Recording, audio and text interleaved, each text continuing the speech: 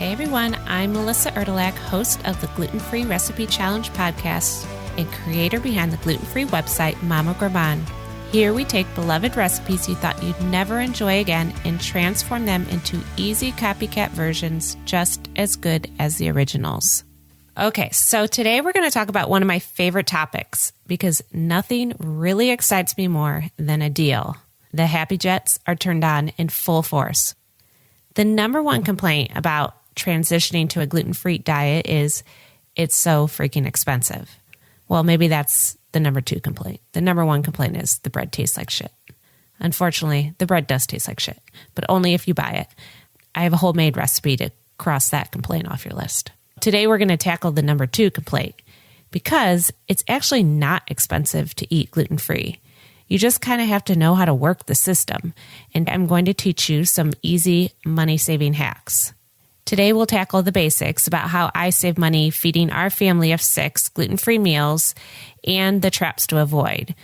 But if you're just looking for some straight-up cheap meal ideas, my whole recipe website, Mama Gourmand, and my gluten-free cookbook, Frugal Gluten-Free Cooking, which you can get off of Amazon, are based totally around naturally gluten-free ingredients that are affordable and available at your local grocery store, no matter if you live in a food metropolis or just like a dead zone. You can get them all at whatever grocery store you have. Okay, so let's get into it. My number one trick is to meal plan, and I do not mean whipping out spreadsheet charts or anything crazy. It's as simple as before you go to the grocery store, I grocery shop once a week. Before you go, write a list of what you're going to make that week. If you have 5 dinners that you need, then write down 5 meal ideas, get the ingredients, and make that shit. Don't be tempted to do the every night, oh, what am I going to have for dinner, and run into the store and look around. That's where you end up spending a lot more money than necessary. If you plan ahead, if you have all the ingredients, something's going to tell you, I don't want to waste all that food that's in my fridge, and you are going to make it. Also, when you're meal planning, don't be crazy ambitious. You know you're not going to want to make dinner, so plan for meals like that. Meals that are easy, that you could throw together, that you're not going to be like, who was this person that planned this insanely extravagant meal? Let's be realistic here. You're not going to want to cook. Plan for it. My number 2 tip is feed everyone in your house the same meal. I have my husband, myself, and then 4 kids. I am the only one in my house that has to eat gluten-free, but everyone eats the same meal. So, lowest common denominator is me. Everyone gets the gluten-free meal because I have to eat it and I'm not going to make separate things. And this doesn't mean that I sit there and enjoy my bomb-ass meal while everyone's disgruntled eating something they don't want to eat. I just find recipes that naturally appeal to everyone. Things like stir fries or stuffed potatoes or casseroles or sheet pan meals. These are things everyone in our family loves and that are naturally gluten-free. So look for recipe ideas like that. The only time I am eating something slightly different is if we have something on like a bun or bread and I can't eat that. That's when I go to my frozen bakery, which is where I make ahead a bunch of gluten-free breads and biscuits and buns and stuff, and I'll just pull one of those out for me while they get the whatever store-bought one. And I just do that because it's cheaper for me to use one of those than to buy gluten-free breads and everything for everyone else. This kind of brings me to my next tip. Make the foods you use and are expensive to buy, like sandwich bread, pancakes, muffins, biscuits, things like this. These are really expensive to buy, and actually they're not good at all. But what I do is I will just make a recipe of it.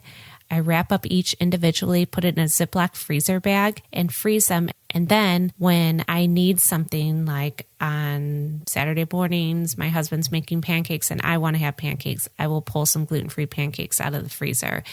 If we're having pasta night and I want a gluten-free breadstick, I'll pull that out of the freezer. I make biscuits, muffins. I have pita bread in there. What else? I have tortillas. I make the recipes that I know are going to taste a lot better and make me happier. The key is just wrap them all up individually. So if you're storing them for a long time, that they stay fresh better. The other option, if you're like, that sounds like too much work, I'm not that person, you can also use alternative ideas for substituting bread, like lettuce wraps for sandwiches. If we're having sloppy joes or something like that, a lot of times I'll just make a baked potato and serve it on a potato.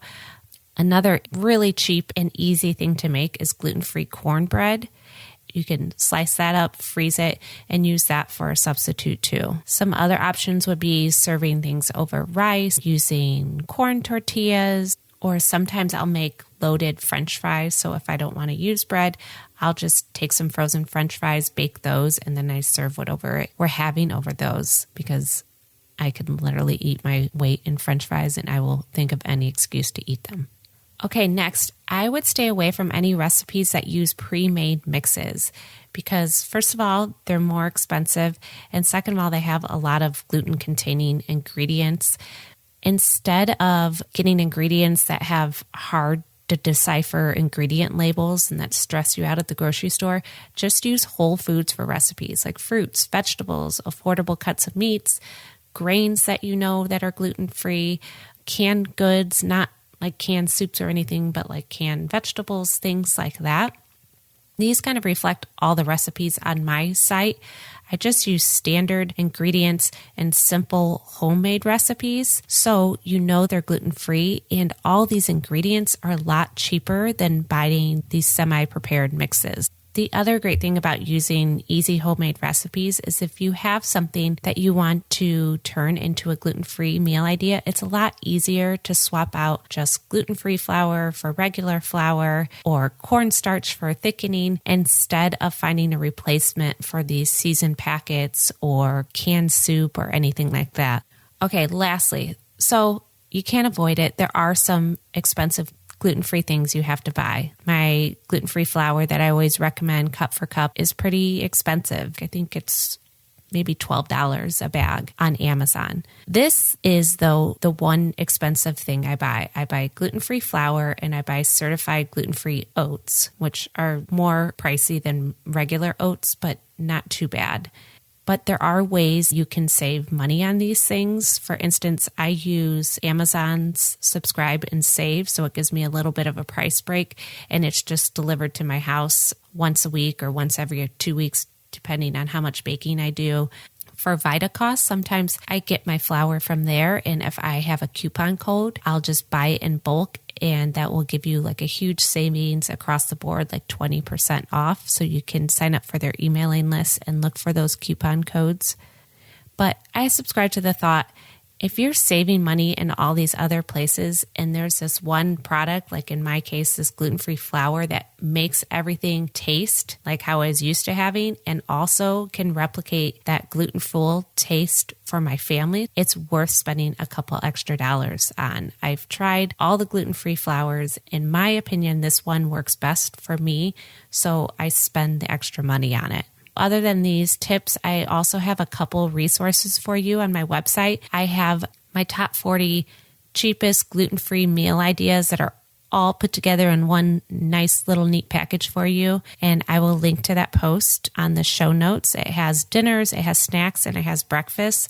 And then also if you have kids, I also have my best kid-friendly gluten-free meals. And these are a great idea for making one meal, everyone enjoying it, and not having to buy separate ingredients or make separate things.